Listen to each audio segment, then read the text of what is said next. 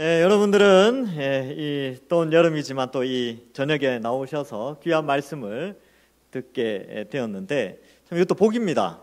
이 시간에 다른 거 많이 할 수 있는데 하나님이 여러분들 마음속에 야 그래도 금요일 날 가야지 또 그렇죠. 또 이 동산교회 예배 있으니까 금요 기도회 있으니까 가서 말씀 듣고 찬양하고 기도해야지 이런 마음을 주신 거 아닙니까?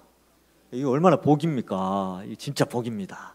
자, 그래서 여러분 오늘 에베소서를 살피는데 우리는 누구나 다 이제 예수님을 믿게 되면 교회에 기속되어서 교회 공동체에서 신앙생활을 한단 말이죠. 그런데 여러분 교회라는 공동체를 여러분들 어떻게 생각하십니까? 그러니까 이제 교회는 이래야 돼. 내가 꿈꾸는 교회 1, 내가 꿈꾸는 교회 2, 3, 4 이렇게 이제 생각하는 교회관이 있겠죠. 근데 이제 그건 이제 우리 생각인데 성경에서 말하는 교회, 그 교회를 설명을 하고 교회의 방향성과 또 교회가 어떠한 형태로 가야 되는지는 이 성경에서 기록된 대로 교회가 움직여져야 되겠지요. 그래서 내가 생각하는 교회랑 성경이 말씀하는 교회가 때로는 약간 차이가 날 때가 있어요. 그럴 때는 어떻게 해야 됩니까? 내가 생각하는 교회를 바꿔야죠. 그게 바로 우리의 신앙이에요. 그래서 우리의 기준은 신앙의 기준은 나에게 있는 것이 아니고 성경에 있습니다. 왜냐하면 성경은 하나님의 말씀이고 우리의 왕 되시는 하나님이 가르쳐 주신 그 법, 하나님의 말씀대로 우리가 신앙생활 해 나가는 것이죠. 그래서 내가 원하는 신앙생활이 아니라 하나님이 원하는 신앙생활, 내가 원하는 교회의 모습이 아니라 하나님이 성경을 통해서 하시는 교회의 모습으로 우리는 교회를 같이 세워가야 됩니다. 그래서 이러한 관점에서 이 에베소서는 우리에게 중요한 교훈들을 많이 주게 되는 것이죠. 저도 제가 꿈꾸는 교회가 있습니다.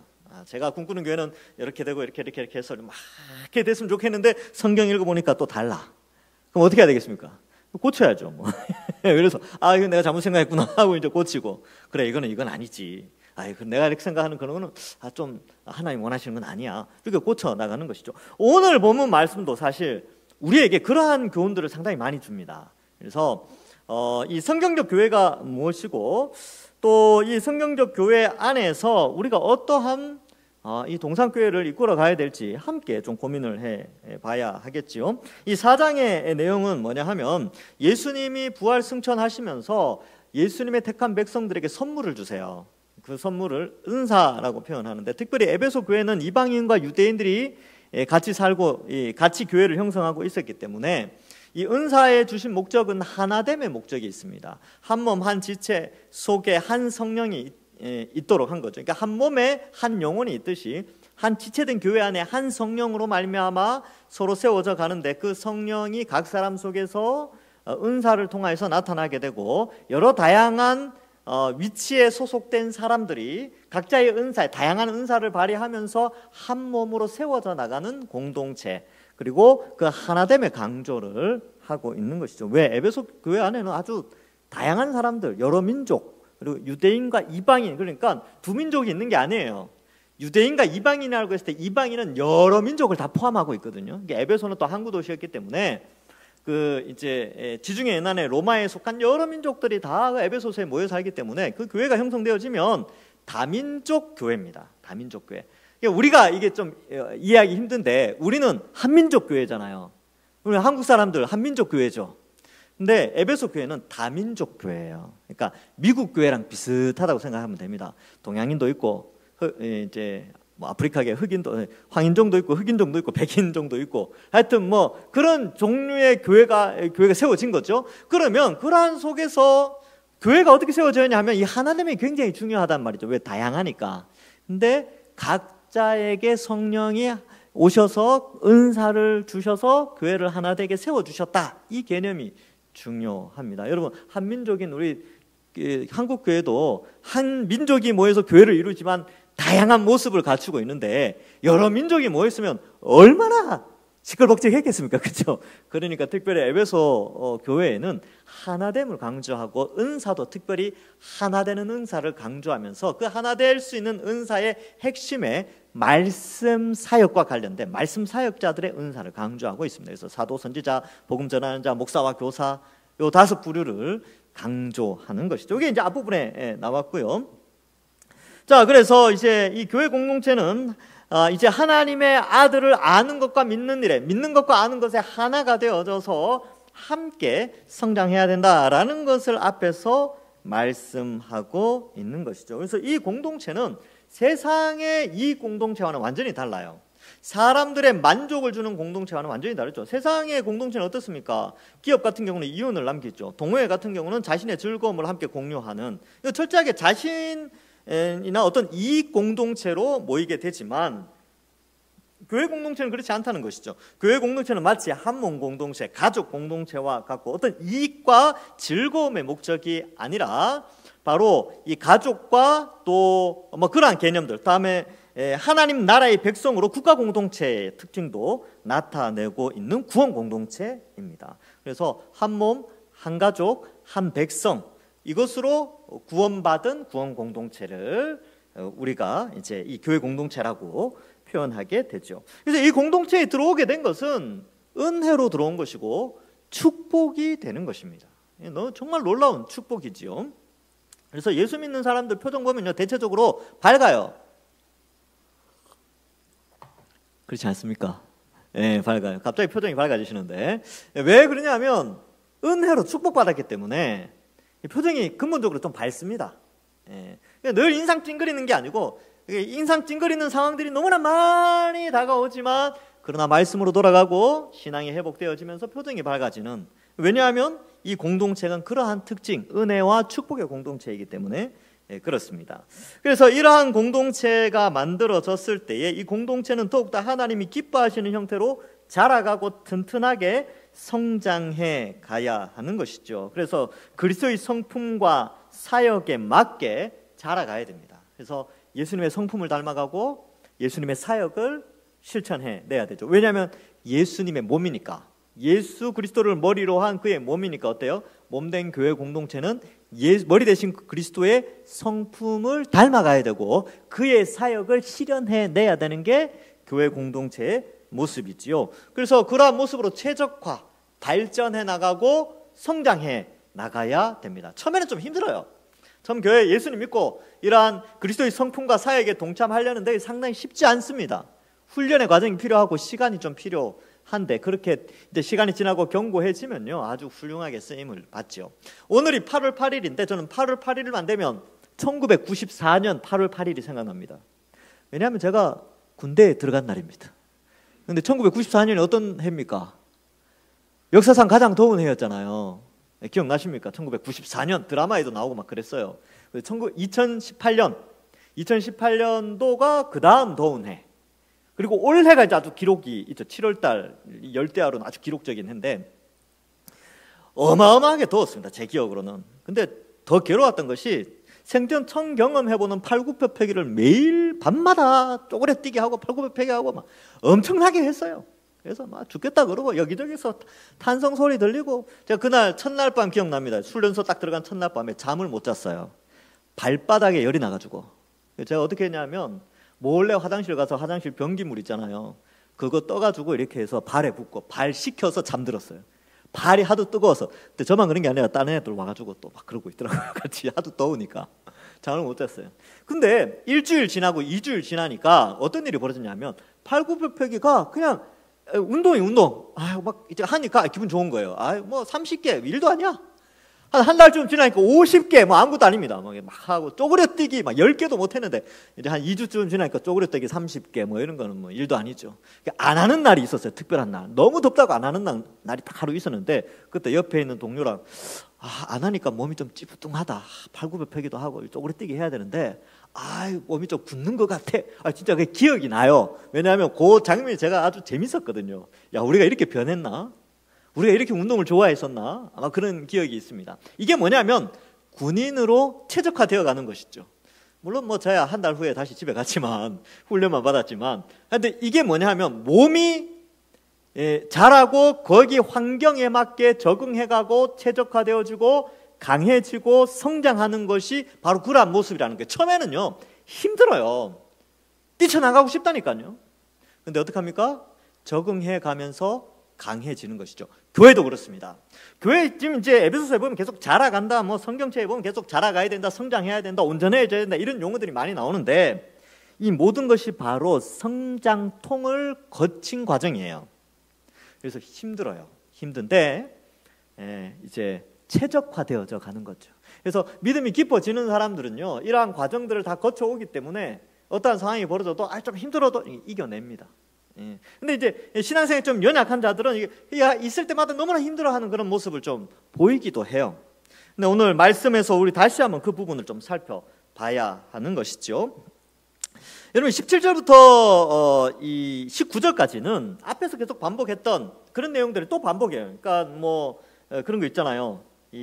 뭐 예를 들어서 우리가 옛날에 뭐 악한, 뭐 연약한 상태, 뭐 그런 것들을 표현하는데, 그러한 17절부터 19절은 우리가 예수님 믿지 않았을 때 우리의 모습, 그리고 현재 예수님 믿지 않는 자들의 그러한 공동체의 모습을 나타내고 있습니다. 그래서 그러므로라고 시작하면서 우리가 예수 그리스도의 십자가 보혈의 공로로 말미암아 새로운 공동체, 하나님의 백성, 그리스도의 몸, 또 그러한 하나님의 자녀로서의 공동체에 들어갔으므로 이제 그러한 옛것과 구별된 삶을 살아야 된다라는 것을 말하고 있지요. 그래서 내가 이것을 말하는데 주 안에서 증언한다, 이 증언한다라는 단어가 강력하게 호소한다 이런 뜻인데, 이제부터는 너희가 이방인들하고 좀 달라야 된다 이렇게 표현하고 있어요. 그래서 17절에 보면 이제부터 너희는 이렇게 돼 있죠. 이제부터 너희는. 그러니까 우리는 예수님 믿고 나서부터 이제는 이방인들, 즉 불신자들과 다른 공동체에 소속된 사람이라는 것을 인식을 해야 된다는 것입니다. 이건 약간 이제 신분의 변화를 좀 의미해요. 그러니까 우리는 신분이 변화되었어요. 그러니까 세상에 속한 사람들이 아니라 하나님께 속하고 하나님 나라에 속한 사람이라는 것을 나타내죠. 이방인들은 어떠냐? 이방인들은 그 마음에 허망한 것으로 행하는데 너희는 그렇게 행하지 말라는 것이죠. 이 허망하다라는 단어가 어떤 단어냐 하면 텅 빈 생각, 그러니까 가치관이 공백 상태, 든 게 없다는 거죠. 그래서 뭐 그런 의미인데, 사실 불신자들 중에 머리 좋은 사람들 많죠. 박사 출신들도 많고 똑똑한 사람들 많습니다. 그래서 진짜 이 어나더 레벨, 좀 어려운 말로 진짜 이렇게 대화해 보면 머리가 달라요. 그러니까 우리는 막 암기하고 막 단어 하나 외우려고 그래도 막 빡빡이 해가지고 이렇게 막 외우고 막 그랬었거든요. 근데 정말 머리 좋은 사람은 딱 보면 그냥 다 사진이 찍히는 것처럼 그냥 머릿속에 딱 찍힌대요. 놀랍죠. 놀랍대요. 그래서 어떤 글을 봐도 그래요. 자기 이제 회사에 신입이 한 명 들어왔는데 자기는 막 한 10시간 이렇게 준비해가지고 프레젠테이션 준비해서 한 3일 걸렸는데 얘는 한 몇 시간 만에 끝내는 거야. 머리가 천재인 거야, 천재. 어나더 레벨이죠. 그래서 그렇게 막 정말 그런 사람들이 있나 보다 하는데, 그런 사람들이 불신자 중에도 상당히 많이 있습니다. 여러분, 세상에 천재들이 많아요. 그런데 하나님이 보실 때는 다 가치관이 비어있다, 허망하다, 머리가 빈 상태다, 이것을 말씀하고 있는 것이죠. 왜 그렇습니까? 왜? 그들은 실제적인 하나님이 인생을 어떻게 창조하시고 만들어 가시며 또 하나님이 이 인류에 대해서 어떤 계획을 가지고 있는지 아무것도 모르고 있기 때문에 그렇습니다. 그래서 하나님을 저버리고 하나님을 떠난 모든 인간은 다 가치관의 공백 상태에 있는 허망한 것을 쫓아가는 자들이다라는 것을 말씀해 주고 있죠. 답답한 거예요. 하나님 보실 때는 답답합니다. 여러분들이 한번 생각해 보세요. 정말 머리에 아무것도 들지 않은 어떤 사람을 만나서 대화를 하면 어떻습니까? 답답하겠죠? 아마 속이 터지는 사람들 만날 때 있잖아요. 그러니까 하나님이 불신자들 볼 때 그렇다는 거예요. 속이 터지는 거예요. 그래서 허망하다, 이방인들을 허망하다라고 표현합니다. 여러분, 2000년 전에 이 로마 시대에 얼마나 지혜가 똑똑한 철학자들이 많았습니까? 천재 같은 철학자들이 많이 있었고, 그들이 수많은 글들을 남기고 많은 사람들에게 지혜를 알려주었지만 하나님은 그들을 허망한 자들이다 라고 표현합니다. 그래서 18절에 보면 그들의 총명이 어두워지고 그들 가운데 있는 무지함과 그들의 마음의 굳어짐으로 말미암아 하나님의 생명에서 떠나 있다, 이것을 말해주고 있습니다. 여기 총명이 어두워졌다라고 되어 있는데, 이 총명이라는 단어가 영적 도덕적 이해력, 그 사고력을 말하는데, 이것이 어두워짐으로 말미암아 어떤 일이 벌어졌냐 하면, 이 도덕적 영적으로 이해력이 떨어지니까 성적인 타락, 폭력의 난무, 잔인함, 주술과 우상숭배, 탐심과 탐욕, 이런 것들로 빠져들게 되는 것이죠. 그래서 여러분, 이 세상을 한번 보세요. 얼마나 잔인합니까? 영화 옛날에는 막 전설의 고향도 무서워가지고 눈을 감았거든요. 지금은요, 지금 영화들은 정말 도를 넘었어요. 인간의 도덕성과는 정말 차원이 다른 잔인함으로 표현되는 것들이 너무나 많이 있습니다. 인간이 어떻게 이렇게 타락했습니까? 너무 잔인해요. 이게 뭐 영화, 예술 이렇게 표현하지만, 뭐 드라마, 작품 이렇게 이야기하지만, 사실은 인간의 잔인함이 너무나 크게 나오죠. 성적인 타락은 어떻습니까? 옛날에는 TV에 뽀뽀 나오는 것도 막 심의에 걸리고 막 그죠, 막 아이들 눈 가리고 그랬는데, 지금은 뭐 여사죠. 뭐 그것뿐만입니까? 더한 것도 나오고. 그리고 온갖 주술과, 옛날에는 미신 타파 이런 구호도 있었는데, 지금은 뭐 온갖 미신들이, 잡신들이, 우상 숭배가, 주술이 막 난무하는 그런 시대가 되었습니다. 그러니까 이런 것들이 다 총명이 어두워진 결과, 탐심과 정욕. 사람들은 돈 때문에 사람을 죽이고, 또 악을 행하고 거짓을 행하고, 입만 열면 거짓말하고, 이 모든 것이 다 돈과 탐욕과 관련되어져 있다. 이것이 바로 총명이 어두워진 결과입니다. 무지함은 뭐냐? 그노이아라는 건데, 그노시스가 지혜거든요. 근데 그것에 이제 부정어를 써서 그노시아라고 해서 무지함, 특정 지식에 대한 무식함. 그래서 하나님에 대한 지식이 없음을 말하고 있습니다. 그래서 세상 사람들은 다 하나님을 찾지 않아요. 하나님에 대한 지식이 없고 무식하니까. 하나님의 눈에는 보면 그렇다는 거예요. 여러분, 세상 사람들이 아무리 잘 나가고 멋지게 살고 막 그죠, 막 TV에 뭐 그죠, 그 유튜브나 이런 거, TV 이런 드라마 이렇게 보면 일상 다큐 이런 거 찍고 보면 그 연예인들 어떻습니까? 막 잘 살고 부자고 막 한강 보이고 막 이제 빌딩 높은 데 살고 막 차 좋은 거 막 사고 옷 막 명품 걸치고 막 그래 있는데, 그렇게 살아가는데, 성경에서는 그들을 허망한 자들, 총명이 어두워진 자들, 무지한 자들이라고, 그들이 예수님을 안 믿는다면 그렇게 묘사하고 있습니다. 여러분, 그런 사람들 부러워하겠습니까? 여러분, 누가 부럽습니까? 주일날 가방 싸들고 날씨 좋다고 좋은 차 타고 여행 다니고 뭐 이렇게 하고, 뭐 주일날 뭐 항상 이렇게 하고, 뭐 예배나 이런 거 관심 없는 불신자들 그게 부럽습니까? 네. 그런 거 부러워하면 안 됩니다. 나 허망한 것이요, 총명이 어두워진 것이고 무지한 것이죠. 그래서 로마서 3장 10절에서 12절에 이런 말씀이 나옵니다. 기록된 바 의인은 없나니 하나도 없으며 깨닫는 자도 없고 하나님을 찾는 자도 없고 다 치우쳐 함께 무익하게 되고 선을 행하는 자는 없나니 하나도 없도다. 그래서 다 멸망 아래 있다. 그러나 뭐 로마서 3장 20절에 그러나 21절에 이제는 우리가 그리스도로 말미암아 의롭게 되었다. 그래서 그것을 이야기하죠. 그래서 여러분, 뭐 드라마 보지 말라는 게 아니고, 드라마, 영화 이런 거 볼 때 세상 사람들 잘 나가는 거, 뭐 드라마, 영화뿐만 아니라 뭐 다큐멘터리든 무슨 뭐 버라이어티든 이런 거 볼 때, 세상 사람들 잘 나가는 거 볼 때 부러워하지 마세요. 그런 거 부러운 거 아니에요. 그건 부러워할 그게 아닙니다. 나중에 이제 그들이 이제 예수님 안 믿는다면 나중에 그들이 우리를 부러워하겠죠. 왜? 이게 지옥에 제일 끔찍한 게 뭔지 아십니까? 천국을 볼 수 있다는 거예요. 끔찍하죠. 뭐 이제 그 예수님이 부자와 나사로를 비유하면서, 그 부자가 지옥 갔잖아요. 근데 이제 지옥에서 뭘 봅니까? 아브라함 품에 있는 천국에 있는 거지를 보잖아요, 나사로를. 그거 얼마나 끔찍한 일입니까? 차라리 안 보이면 속이라도 편하지.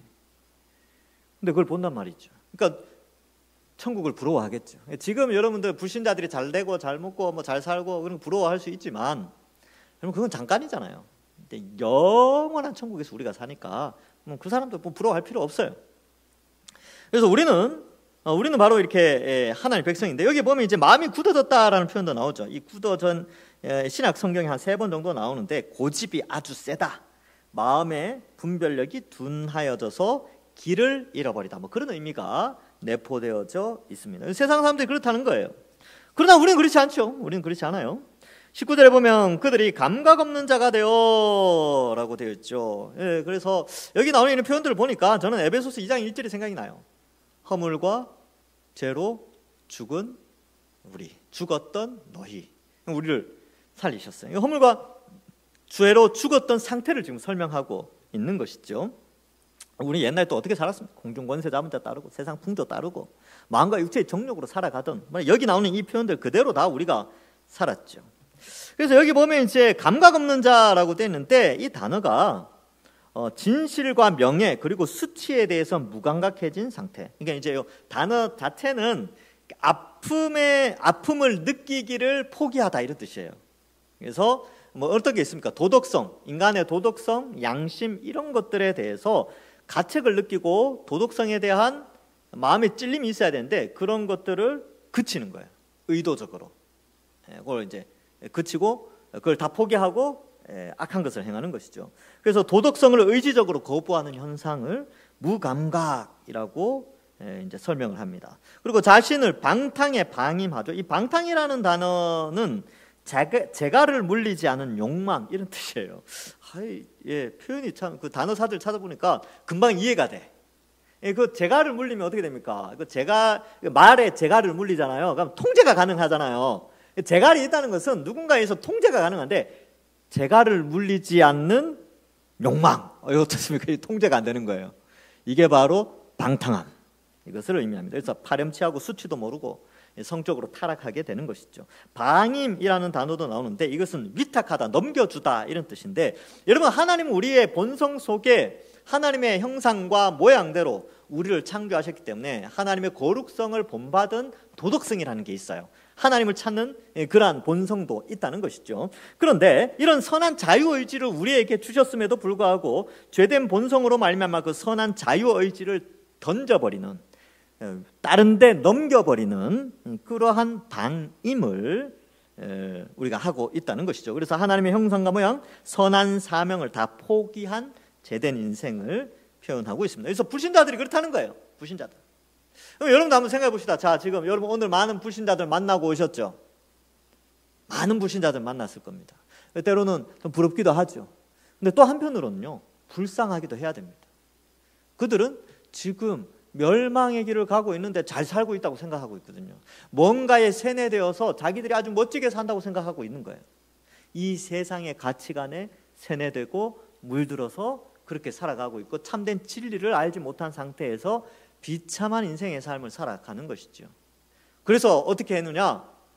그래서 하나님이 우리를 먼저 건져주셨어요. 왜? 그 사람들한테 가서 참된 진리 좀 알려주라고. 그래서 우리를 먼저 건졌어요.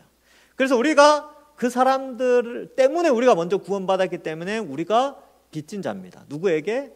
내 주변에 믿지 않는 불신자들에게 빚을 졌어요. 바울이 말한 빚진 자의 개념이 바로 그런 개념입니다. 그래서 이러한 사람들을 불쌍히 여겨야 되죠.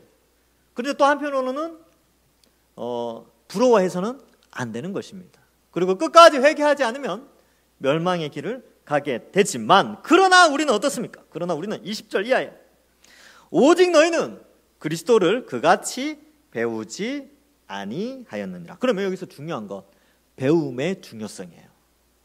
무엇을 배우느냐가 중요합니다. 그리스도를 배우느냐, 세상을 배우느냐. 그리스도를 어떻게 배웁니까? 성경을 통해서 배우느냐, 아니면 세상의 가치관, TV나 드라마나 인터넷이나 유튜브나 이런 걸 통해서 배울 거냐, 성경을 통해서 배울 거냐. 이게 아주 중요한 것이고, 이것이 바로 교회가 존재하는 아주 중요한 목적이죠. 그래서 교회는 여러 가지 기능이 있지만 중요한 기능 중에 하나가 바로 교육입니다. 우리 교회 교육하는 교회 아닙니까? 뭘 교육합니까? 성경 교육하는 거예요. 성경. 그리스도를 교육하는 것이죠. 우리가 그리스도를 그렇게 배우지 아니하였어요. 이 세상의 것과 같이 그렇게 배우지 아니하였습니다. 여러분들이 여기 왜 앉아 있습니까? 여러분들이 뭔가를 배워서 여기 앉아 있는 거예요. 그 배운 내용이 뭐냐면 그리스도에 대해서 그리스도에 관한 모든 것을 배웠기 때문에 여기 앉아 있는 거예요. 이게 바로 교회가 존재하는 이유이죠. 그래서 21절에 보면 진리가 예수 안에 있는 것 같이 너희가 참으로 그에게서 듣고 또한 그 안에 가르침을 받았을진데,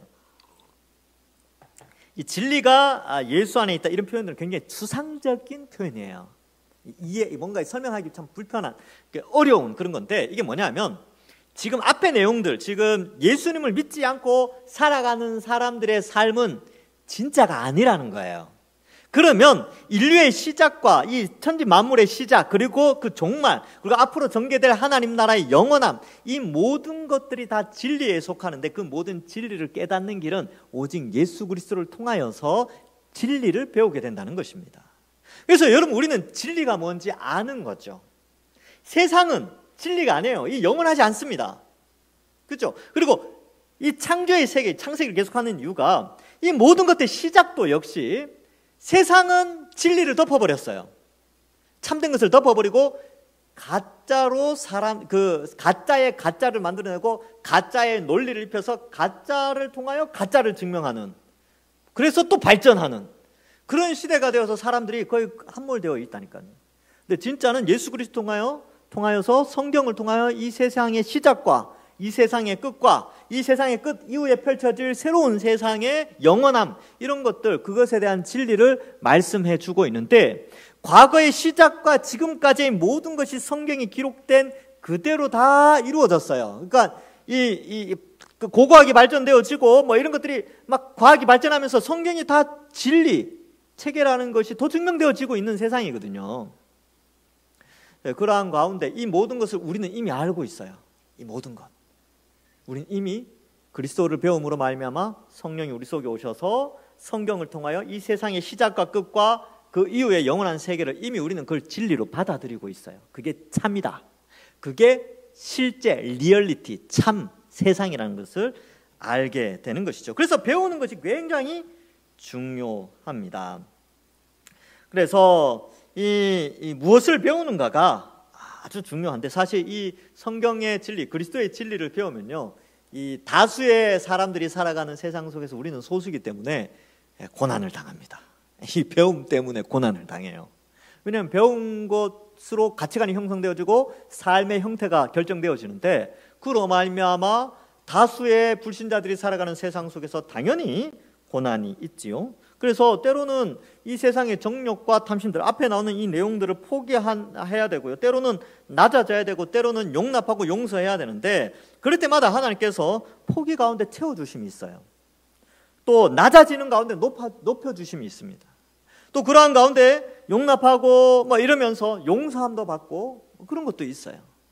이제 진리에 속하여 살아가는 자에게 주어지는 이 땅에 살아가는 자의 축복 같은 건데, 그래서 힘들고 어렵더라도 여러분, 이 세상의 가치관과 참된 진리인 그리스도로 말미암아 배운 이것이 차이가 있고, 때로는 이것이 소수라서 괴롭고 힘들지만 그때마다 진리 안에 있는 자들은 영원한 하나님이 그 가운데서 보호를 해 주십니다. 이번 주일날 뭐 1부, 2부 예배도 그렇고 오후 예배도 이런 내용들을 계속 할 겁니다. 하나님이 지켜주십니다. 왜? 우리는 진리 안에 있으니까. 그러니까 진리 안에 있다는 것은 우리는 참된 것, 이 세상의 시작과 끝과 영원한 것에 대한 그 진리 체계를 우리는 이미 알고 믿고 있기 때문에, 그걸 믿는 자들 하나님 백성으로 삼아 주셨고 또 그들을 지켜주신다고 약속하셨기 때문에 그렇습니다. 자, 그래서 여러분, 이 세상이 아무리 거대해도요, 이 세상은 진짜가 아니에요. 그리고 이 세상은 아무리 아름답게 보여도 하나님 모실 때는 흙탕물을 흩어 뿌리는 그러한 사상에 불과합니다. 그래서 이런 비유가 좀 있어요. 이렇게 에스겔서에 보면 참 재미있는 표현이 나오는데, 에스겔 32장 2절에 보면 그 당시에 큰 나라였던 남쪽의 애굽의 큰 제국이 있었어요. 북쪽에는 바벨론이라는 나라가 있었죠. 근데 이제 이 둘 사이에 이 이스라엘이 위치하면서 그 힘의 균형 가운데서 많이 피해를 받게 되는데, 이 애굽도 거대한 제국이어서 큰 힘을 가지고 있었어요. 애굽이, 이집트라는 거대한 제국이. 그런데 이스라엘 사람들이 애굽을 의지하거나 바벨론을 의지할 때가 있어요. 친바벨론 성향을 나타낼 때도 있고 친애굽 성향을 나타낼 때도 있어요. 그때마다 하나님이 탄식하시죠. 너희가 왜 그런 것을 의지하느냐? 하나님 의지해야 되는데. 뭐 오늘날도 비슷하죠. 우리나라도. 그렇죠? 여기 붙었다 저기, 여기가 중요하다 여기가 중요하다. 아니요, 하나님이 중요하다니까요.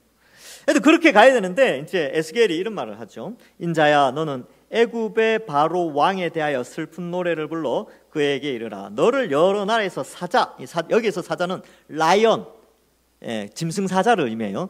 그 사자, 강력한 사자로 생각하였던데, 여기 실상이라는 너는 실상이라는 단어를 좀 번역을 그렇게 해놨는데 이렇게 하면 생각하였더니 너는 바다 가운데 큰 악어라 강에서 튀어 일어나 발로 물을 휘저 그 강을 더럽혔도다. 이게 무슨 말이냐면 애굽이라는 거대한 제국이 정글의 왕 사자처럼 강력하게 보인다 하는데 실제로 너는 물 더럽히는 악어처럼, 아니면 여기 악어라고 되어 있는데 이 큰 바다 짐승이거든요. 창세기 1장 21절에 나왔던 큰 바다 짐승, 그 창조에 나오죠.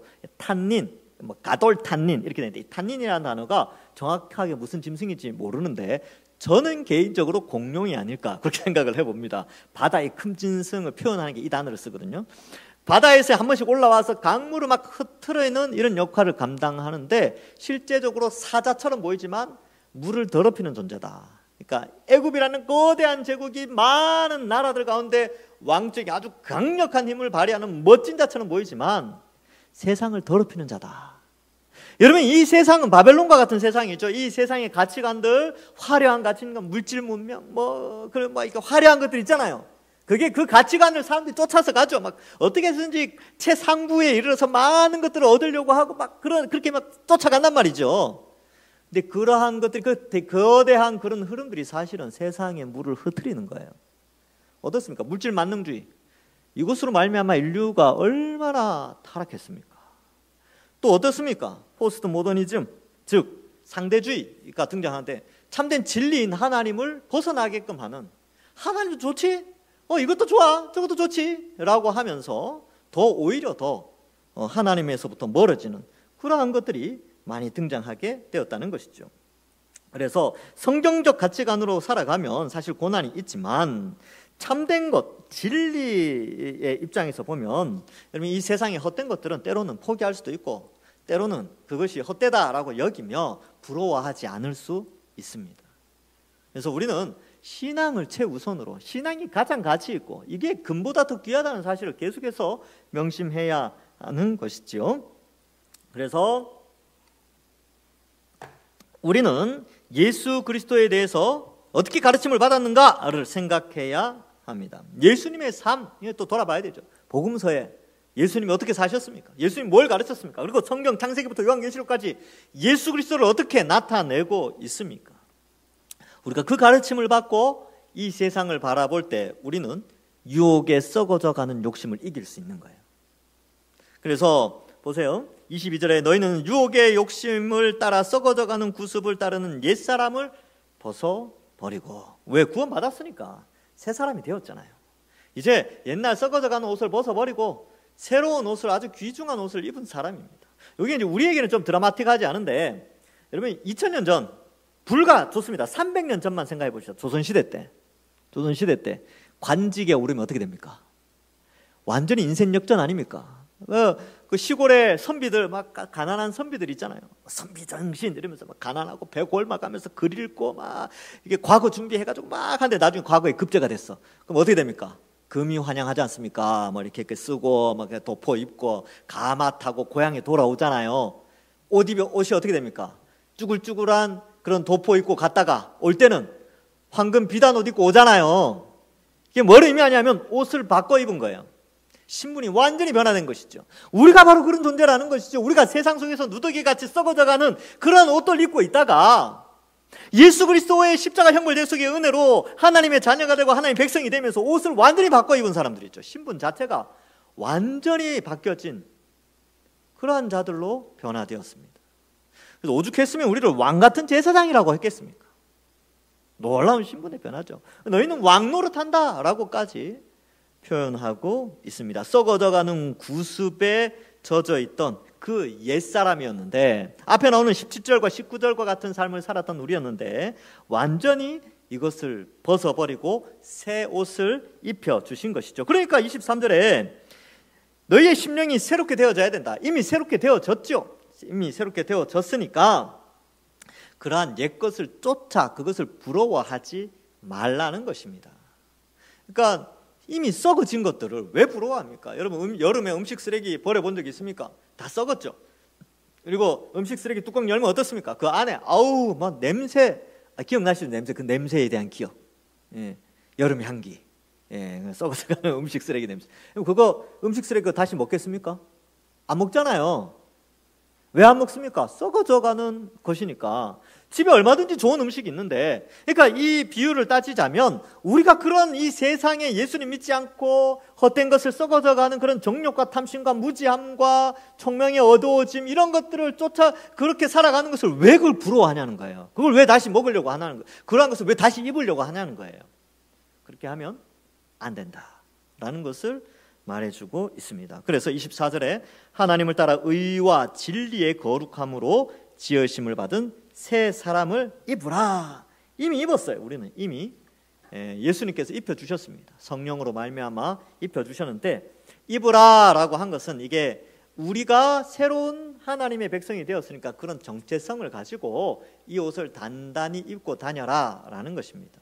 여러분, 새 옷 입으면 어떻습니까? 기분 좋잖아요. 기분 좋죠. 그리고 삶도 좀 조심하게 되고 음식물 튀는 것도 조심하게 되고, 더러운데 새 옷 입고 더러운데 가겠습니까? 안 가는 거예요. 왜? 때 타니까. 그러니까 지금이야 우리는 그런 개념이지만 2000년 전, 몇백 년 전만 해도 이 옷은 신분을 의미합니다. 그 신분에 합당하게 의와 진리의 거룩한 삶을 살라는 것을 말씀하고 있습니다. 그래서 우리는 새 사람을 입은 자들이기에 새 사람을 입어 의와 진리 가운데 거룩하게 살아가야 합니다. 말씀을 맺습니다. 여러분, 옷장 정리하다 보면 불쑥 옛날에 입던 옷들이 한 번씩 등장합니다. 그래서 그걸 한번 입어봐요. 입으면 어떻습니까? 바지 같은 경우는 이제 허리가 안 맞아요. 허리가 안 맞고, 또 통도 요즘 유행하는 게 핏이 예쁜 그런 핏이 아니라 옛날에 유행하던 거, 통 넓은 거나 아니면 좁은 거나 이런 것들을 입으면 안 어울리죠. 입고 나가면 쪽팔립니다. 또 이렇게 티 같은 것도 입으면 어때요? 목 다 늘어나 있고, 또 흰색 옷이 분명히 흰색이었는데 꺼내니까 노란색으로 변화돼 있어. 이런 거. 그죠? 그리고 또 어떻습니까? 오염, 국물 흘린 거 이런 거 다 있고. 예를 들면 그렇다는 거죠. 그런 것들이 있을 때가 있으면 그럼 어떡합니까, 여러분들? 버려야죠, 당연히. 버리잖아요. 그거 입고 나가는 사람 있습니까? 똑같다는 거죠. 여러분, 우리가 예수님 믿기 전에 악한 행동들을 하고 어리석어서 하나님을 알지 못해서 진리와 의에서 벗어나 악한 일을 행하는 그 모든 것들이 우리 눈에 띈단 말이죠. 이 세상에 나가면 많이 있잖아요. 근데 그거 다시 주워 입겠습니까? 안 입죠. 왜? 우리는 훨씬 좋은 그리스도의 옷이 있는데 새 사람의 옷이 있기 때문에 우리는 그것을 입을 이유가 전혀 없는 거예요. 그래서 버리는 것이죠. 그리고 집안 정리하다 보면 옛날 투지폰 생각나십니까? 애니콜 이렇게 본부 해가지고 이렇게 뚜껑 띵 열리고 이렇게 하는 거. 지금 쓰겠습니까? 카톡도 안 돼요. 안 쓰잖아요. 집에 있지만 버려둔단 말이죠. 그리고 팔리지도 않아요. 그럼 어떡합니까? 버려야죠.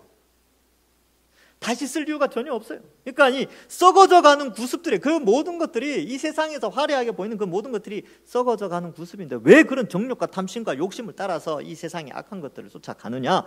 교회는 전혀 새로운 공동체로 새로운 옷을 입었기 때문에 의와 진리와 거룩을 따라서 살아가야 된다라는 것을 말해주고 있습니다. 여러분, 우리의 신분은 하나님의 자녀, 하나님의 백성, 왕같은 제사장들, 예수님의 제자, 그리스도의 몸된 교회, 하나님의 통치에 탐려하는 왕들로 부름을 받았습니다.